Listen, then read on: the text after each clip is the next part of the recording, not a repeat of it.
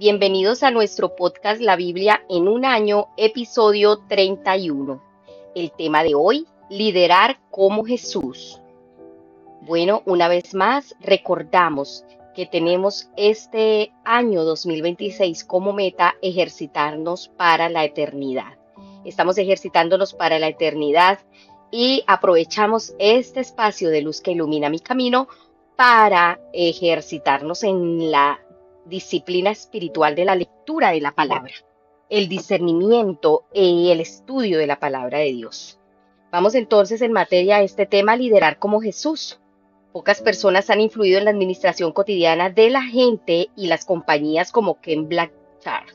En 1982 escribió El Ejecutivo al Minuto, que ha vendido más de 13 millones de ejemplares. El libro fue tan exitoso en un periodo de tiempo tan breve que al autor le costó recibir el reconocimiento por su éxito. Comenzó a pensar sobre Dios y comenzó a leer la Biblia. Fue directo a los evangelios, quería conocer lo que hizo Jesús. Quedó fascinado con la forma en que Jesús logró transformar a 12 personas inverosímilmente comunes en la primera generación de líderes de un movimiento que aún afecta el curso de la historia mundial 2000 años después. Tomó conciencia de que todo lo que había enseñado o escrito sobre el liderazgo eficaz ya había sido implementado por Jesús con una perfección muy superior a la habilidad de Ken para retratar o describir el liderazgo. Fue Jesús más que simplemente un líder espiritual. Ofrece un modelo de liderazgo práctico y eficaz para todas las organizaciones, para toda la gente, para todas las situaciones. Como resultado de sus estudios y su experiencia personal, Ken Blanchard cofundó el ministerio Un Líder como Jesús para inspirar y equipar a la gente para hacer exactamente eso, liderar como Jesús. Jesús es un líder más grande de todos los tiempos.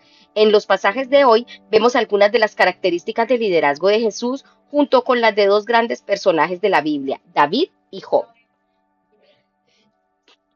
Vamos entonces a Salmos, capítulo 18. Vamos a leer versos del 1 al 6. Recuerden que estamos leyendo en Nueva Traducción Viviente, NTV. Para el director del coro, Salmo de David, siervo del Señor. Entonó este cántico al Señor el día que el Señor lo rescató de todos sus enemigos y de Saúl. Cantó así: Te amo, Señor. Tú eres mi fuerza, el Señor es mi roca, mi fortaleza y mi salvador. Mi Dios es mi roca en quien encuentro protección. Él es mi escudo, el poder que me salva y mi lugar seguro. Clamé al Señor, quien es digno de alabanza, y me salvó de mis enemigos. Me enredaron las cuerdas de la muerte, me arrasó una inundación devastadora. La tumba me envolvió con sus cuerdas, la muerte me tendió una trampa en el camino. Pero en mi angustia clamé al Señor, sí. Oré a mi Dios para pedirle ayuda. Él me oyó desde su santuario. Mi clamor llegó a sus oídos. Amén. Tenemos el primer punto con base en Salmos 18 que acabamos de leer y se titula La adoración de un líder. David fue uno de los líderes más grandes en la historia de Israel.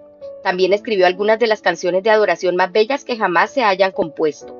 Miles de años después, el pueblo de Dios continúa utilizando los salmos de David en la alabanza y la adoración. En este salmo vemos que la adoración y la oración de David eran el cimiento sobre el que se fundaba su liderazgo. En medio de las dificultades y la oposición decía: En mi angustia invoqué al Señor, clamé a mi Dios. El resultado fue un gran cambio en las circunstancias, seguido por el éxito que llevó a que David expresara su acción de gracias en una canción. Sea en la dificultad o el éxito, sigamos el ejemplo de David al procurar edificar nuestra vida sobre el cimiento de la oración y la alabanza. El punto de partida de la adoración es el amor por Dios. ¿Cuánto te amo, Señor, fuerza mía? David procede en expresar su amor, su alabanza y su gratitud al Señor. Enfrenta enemigos, muerte y destrucción y angustia. Al mirar hacia atrás, podía ver cómo Dios había escuchado su clamor y lo había salvado de sus enemigos. Durante los últimos años he llevado de las veces en las que he clamado a mi Dios, escribiéndolos en los márgenes de mi Biblia en un año. Es sorprendente ver las formas en las que Dios ha escuchado mi clamor. Muchas de las oraciones, aunque no todas aún, han recibido respuesta. Llevar un registro me ayuda a no olvidar mi gratitud hacia Dios. Es bueno que llevemos un registro. Yo también tengo un cuaderno de oración donde escribo mis oraciones y cuando son cumplidas les pongo un chulo o una carita feliz. Es algo que nos ayuda a recordar que el Señor está siempre presente y a agradecer continuamente. Vamos a orar. Amado Señor, fortaleza mía, castillo mío, mi Dios en quien confío. Quiero darte gracias por tantas veces en las que he clamado a ti pidiendo ayuda y has oído mi voz. Con todos los desafíos y retos por delante, nuevamente clamo a ti pidiendo auxilio. Ayúdame, Señor. Te lo suplico en el nombre poderoso de Jesús. Amén. Ahora le invito a que abra su Biblia en Mateo capítulo 21. Vamos a leer versículos del 1 al 17. Estamos leyendo en Nueva Traducción Viviente, recuerden. Mateo 21 del 1 al 17. Dice así. Entrada triunfal de Jesús. Mientras Jesús y los discípulos se acercaban a Jerusalén, llegaron a la ciudad de Betfagé en el Monte de los Olivos. Jesús mandó a 2 de ellos que se adelantaran. Vayan a la aldea que está allí, les dijo. En cuanto entren, verán una burra atada junto con su cría. Desaten a los 2 animales y tráiganmelos. Si alguien les pregunta qué está haciendo, simplemente digan, el Señor los necesita. Entonces les permitirá llevárselos de inmediato. En eso ocurrió para que se cumpliera la profecía que decía, dile a la gente de Jerusalén, mira, tu rey viene hacia ti, es humilde y llega montado en un burro, montado en la cría de una burra. Los dos discípulos hicieron tal como Jesús les había ordenado. Llevaron la burra y su cría, pusieron sus prendas sobre la cría y Jesús se sentó allí. De la multitud presente, la mayoría tendió sus prendas sobre el camino delante de él y otros cortaron ramas de los árboles y las extendieron sobre el camino. Jesús estaba en el centro de la procesión y toda la gente que lo rodeaba gritaba, alaben a Dios por el Hijo de David, bendiciones al que viene en el nombre del Señor, alaben a Dios en el cielo más alto. Toda la ciudad de Jerusalén estaba alborotada a medida que Jesús entraba. ¿Quién es este?, preguntaban, y las multitudes contestaban, es Jesús, el profeta de Nazaret de Galilea. Jesús despeja el templo. Jesús entró en el templo y comenzó a echar a todos los que compraban y vendían animales para el sacrificio. Volcó las mesas de los cambistas y las sillas de los que vendían palomas. Les dijo, las escrituras declaran, mi templo será llamado casa de oración, pero ustedes lo han convertido en una cueva de ladrones. Los ciegos y los cojos se acercaron a Jesús en el templo y él los sanó. Los principales sacerdotes y los maestros de la ley religiosa vieron esos milagros maravillosos y oyeron que hasta los niños en el templo gritaban, alaben a Dios por el Hijo de David. Sin embargo, los líderes estaban indignados. Le preguntaron a Jesús, ¿oyes lo que dicen esos niños? Sí, contestó Jesús. ¿No han leído las escrituras? Pues dicen, a los niños y a los bebés les has enseñado a darte alabanza. Luego regresó a Betania, donde pasó la noche. Vamos ahora al segundo punto, basado en Mateo, y se titula Las características de un líder. ¿Qué significa en la práctica liderar como Jesús? Vamos a verlo. Lo primero es liderar desde quien somos más que desde nuestra posición. Quién somos es mucho más importante que lo que hagamos o tengamos en términos de posesiones o posición. La autoridad de Jesús no procedía de tener una alta posición en cierta jerarquía. Venía de quién era como persona, tenía una autoridad natural, poseía una confianza total de que todo lo que debía decir era el Señor lo necesita. No se requería ni amenazas ni promesas. Lo otro que se necesita para liderar como Jesús es ser amables y modestos. Dice en el verso 5, tu rey viene a ti humilde. Esta no es una característica del liderazgo que el mundo espera, pero estaba justo en el corazón del liderazgo de Jesús. La palabra griega para amable significa alguien considerado, modesto. Es lo opuesto a la agresividad o a la búsqueda del propio bien. Evitar la arrogancia y la ostentación es el tercer punto de lo que necesitamos para liderar como Jesús. Jesús entró a Jerusalén en un burro. Qué contraste con tantos líderes de la historia, tantos seculares como religiosos, que han vivido en pompas, con ceremonias, con séquitos ostentosos. El modo de transporte de Jesús era una señal de su gran humildad. Es lo opuesto al orgullo y la arrogancia que puede deslizarse con tanta facilidad en el liderazgo humano. El otro punto es tener la valentía de confrontar. En ocasiones la gente piensa que la amabilidad y la humildad implican ceder ante cada situación, pero Jesús no temía la confrontación. Él entró en el templo y echó de allí todos los que compraban y vendían, volcó las mesas de los que cambiaban dinero. Uno de los aspectos más duros del liderazgo es reconocer el momento justo para confrontar. El conflicto y la confrontación son partes necesarias del buen liderazgo. Fracasar en la confrontación es en sí mismo una decisión que acarrea consecuencias.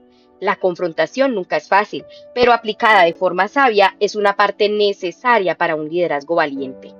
Otra cosa que debe haber en un liderazgo como Jesús es procurar el poder espiritual, no el mundanal. El poder de Jesús era muy distinto al de muchos líderes del mundo. Se le acercaron en el templo ciegos, cojos y él los sanó.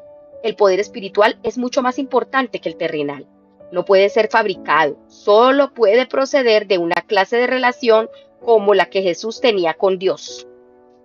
Y lo último que vemos aquí en este texto que acabamos de leer en Mateo, para liderar como Jesús, es hacer de la oración la prioridad más importante. En la confrontación de Jesús con los cambistas, vemos cuánta pasión tenía por la oración. A lo largo de los evangelios leemos acerca de las ocasiones en que Jesús se retiraba para estar a solas con Dios. Esa era la fuente de su fortaleza. Al igual que David, la oración estaba en el corazón del liderazgo de Jesús. Les invito a que hagamos ahora una oración. Amado Señor, por favor ayúdame a liderar como Jesús, con autoridad. Ayúdame a liderar con amabilidad, con humildad, pero también con valentía y poder, como Jesús lo hizo. Que mi fortaleza proceda de mi relación personal contigo. Te lo suplico en el nombre poderoso de nuestro Señor Jesucristo. Amén. Ahora les invito a que vamos a Job. Vamos a leer Job desde el capítulo 19 hasta el capítulo 21. Job capítulo 19, ubíquese en el verso 1. Dice así la palabra del Señor. Recuerden que estamos leyendo en Nueva Traducción Viviente. Sexto discurso de Job, respuesta a Bildad. Entonces Job volvió a hablar. ¿Hasta cuándo me torturarán? ¿Hasta cuándo intentarán aplastarme con sus palabras? Ya me han insultado 10 veces. Deberían avergonzarse de tratarme tan mal. Aunque yo hubiera pecado, eso es asunto mío y no de ustedes. ¿Creen que son mejores que yo al usar mi humillación como prueba de mi pecado? Pero es Dios quien me hizo daño cuando me atrapó en su red. Yo clamo socorro, pero nadie me responde. Protesto, pero no hay justicia. Dios ha cerrado mi camino para que no pueda moverme. Hundió mi senda en oscuridad, me ha despojado del honor y ha quitado la corona de mi cabeza. Por todos lados me ha destruido y estoy acabado. Arrancó de raíz mi esperanza como un árbol caído. Su furia arde contra mí. Me considera un enemigo. Sus tropas avanzan y construyen caminos para atacarme. Acampan alrededor de mi carpa. Mis familiares se mantienen lejos y mis amigos se han puesto en mi contra. Mi familia se ha ido y mis amigos íntimos se olvidaron de mí. Mis sirvientes y mis criadas me consideran un extraño. Para ellos soy como un extranjero. Para ellos, cuando llamo a mi sirviente no viene, tengo que rogarle. Mi aliento le da asco a mi esposa, mi propia familia me rechaza, hasta los niños me menosprecian. Cuando me levanto para hablar, me vuelven la espalda. Mis amigos íntimos me detestan. Los que yo amaba se han puesto en mi contra. Quedé reducido a piel y huesos y han escapado de la muerte y he escapado de la muerte por un pelo. Tengan misericordia de mí, amigos míos. Tengan misericordia porque la mano de Dios me ha golpeado. ¿Me perseguirán ustedes también como lo hace Dios? ¿No me han despellejado ya bastante? Oh, que mis palabras fueran grabadas. Oh, que quedaran escritas en un monumento. Talladas con cincel de hierro y rellenas de plomo y labradas en la roca para siempre. Pero en cuanto a mí, sé que mi Redentor vive y un día por fin estará sobre la tierra. Y después que mi cuerpo se haya descompuesto, todavía en mi cuerpo veré a Dios. Yo mismo lo veré. Así es, lo veré con mis propios ojos. Ese pensamiento me llena de asombro. ¿Cómo se atreven a seguir persiguiéndome y diciéndome es su propia culpa? Ustedes mismos deben tener temor al castigo por su actitud. Lo merece. Entonces sabrán que de verdad hay un juicio. Vamos a Job, capítulo 20. Segunda respuesta de Zofar a Job. Entonces Zofar, el damatita, respondió: debo responder porque estoy muy molesto. He tenido que soportar tus insultos, pero ahora mi espíritu se mueve a responder. ¿No te das cuenta que desde el principio del tiempo, desde que el hombre fue puesto sobre la tierra por primera vez, el triunfo de los malos ha durado poco y la alegría de los que viven sin Dios ha sido pasajera? Aunque el orgullo de los incrédulos llegue hasta los cielos y toquen las nubes con la cabeza, aún así ellos desaparecerán para siempre y serán desechados como su propio estiércol. Sus conocidos preguntarán: ¿dónde están? Se desvanecerán como un sueño y nadie los encontrará. Desaparecerán como una visión nocturna. Quienes alguna vez los vieron, no los verán más. Sus familiares nunca volverán a verlos. Sus hijos mendigarán de los pobres porque tendrán que devolver las riquezas que robaron. A pesar de ser jóvenes, sus huesos yacerán en el polvo.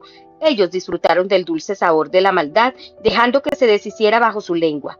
La saborearon dejándola mucho tiempo en su boca, pero de repente la comida en su estómago se vuelve ácida, un veneno en su vientre. Vomitarán la riqueza que se tragaron.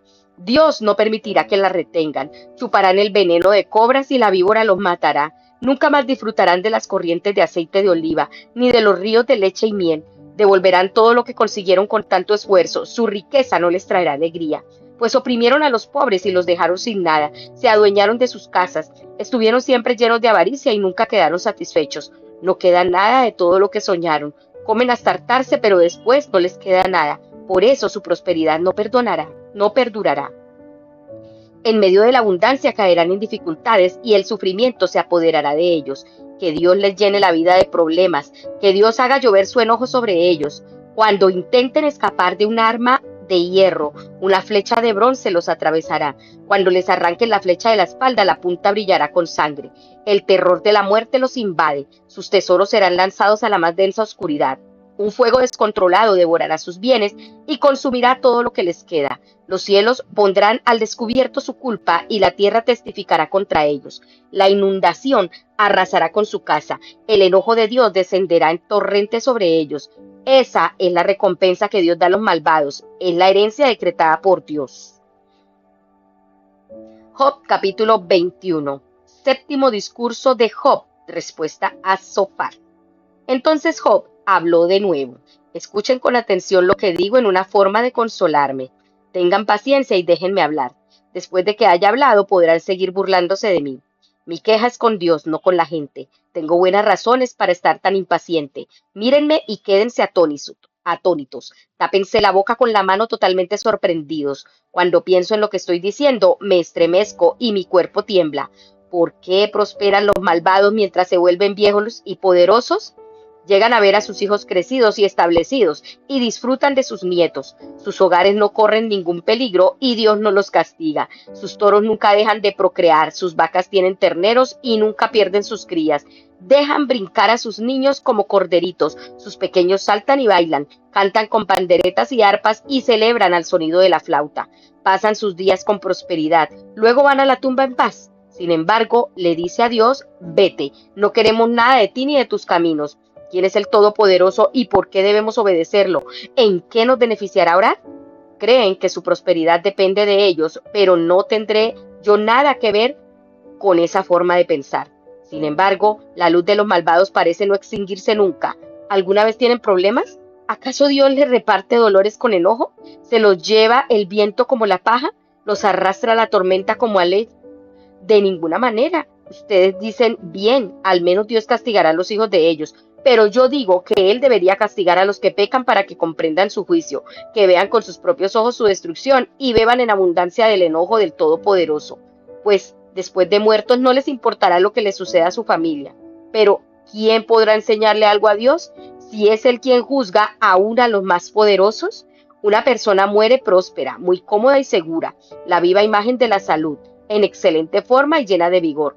Otra persona muere en amarga pobreza sin haber saboreado nunca de la buena vida. Sin embargo, a los dos se les entierra en el mismo polvo. Los mismos gusanos los comen a ambos. Miren, yo sé lo que están pensando, conozco los planes que traman contra mí. Me hablarán de gente rica y malvada cuyas casas desaparecieron a causa de sus pecados. Pero pregunten a los que han visto mucho mundo y ellos les dirán la verdad. Los malvados se salvan en tiempos de calamidad y se les permite escapar del desastre. Nadie los critica abiertamente ni les dan su merecido por lo que hicieron. Cuando los llevan a la tumba, una guardia de honor vigila su sepultura. Un gran cortejo fúnebre va al cementerio.